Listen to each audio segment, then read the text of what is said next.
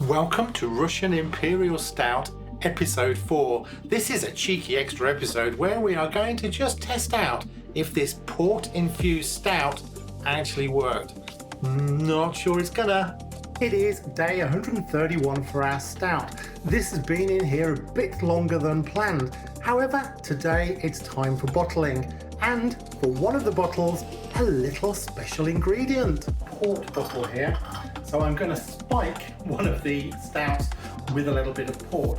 So this is just one of the bottles we're going to be bottling today.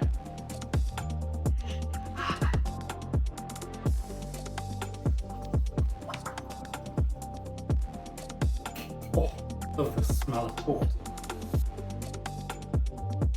Now you may recall that during bottling we created this little beauty here, which was of course the Russian Imperial Stout spiked with some tawny port, one of my favourite drinks.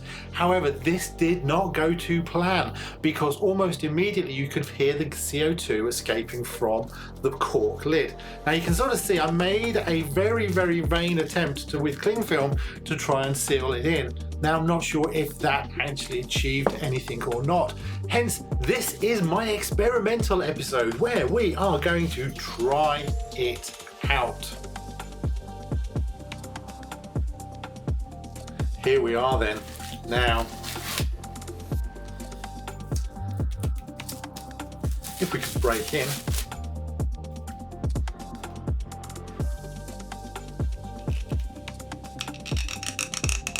That does feel quite tight. I wonder if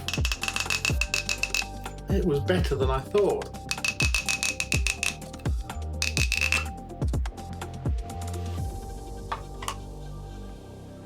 Well, we will see.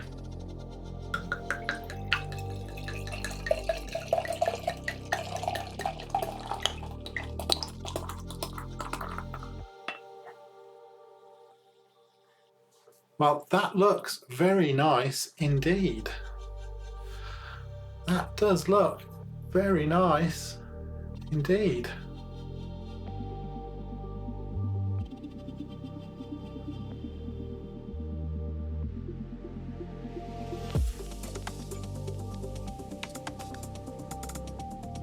Well, I can't smell the port. No, I take that back. I can smell the port. However, the overwhelming aroma is definitely the stout. Now, this was a gorgeous stout all by itself, so the addition of port was a bit of a cheeky bit of fun.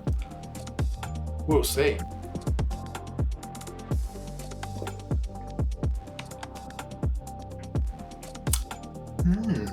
Thinks. I know what I need. I need another drink.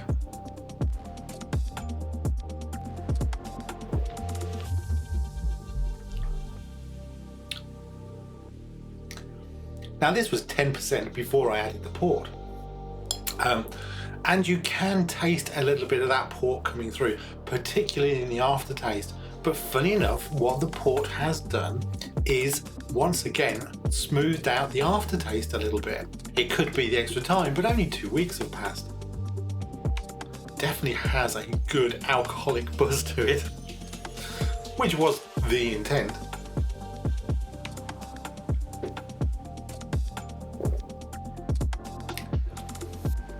This drink just continues to surprise me every time. It was quite a complex grain bill. It was probably a bit more challenging than my capability, but was just something I wanted to give it a go, and actually has turned out very nice indeed. And with the addition of the port, the difference is not as significant as I expected. I rather did expect there to be much more of a sort of undercurrent of port coming through. But in fact, the stout has really won over. The port really is only there in sort of a vague sense. You know, you really have to look for it in the aroma, and even in the taste. It's only in the aftertaste you start to get just a little bit of that port taste. This is such a strong set of stout flavours that really the port is just getting lost. So what I've actually done is simply spike it with some extra alcohol, so it's even more alcoholic than the 10% that I started with. I am also quite surprised that this cork worked. I really did not think that was going to sort of work, given the sort of escape of CO2 when I bottled it. However, either the cork itself or the addition of the cling film did actually make it work and sealed it in, but that was a bit lucky, I somehow think. The cork itself was a bit sticky when it came out, so I wonder if some of that stout really just blocked it all up, and so actually if I'd have just left it, it would have sort of naturally sealed itself from the sort of CO2 that was escaping. It really does go to show how resilient home brews can be. Despite all my attempts to really cock this one up, it really has still worked out as a delicious drink. I mean, I am even more surprised by this one than I was by the stout itself when I opened it a few weeks ago. Well, this was an interesting aside. I'm not sure what the point was, but it was fun. Cheers, everyone.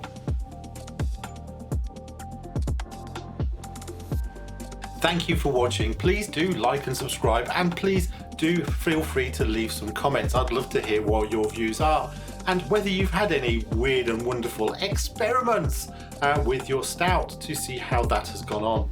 So cheers, happy homebrew.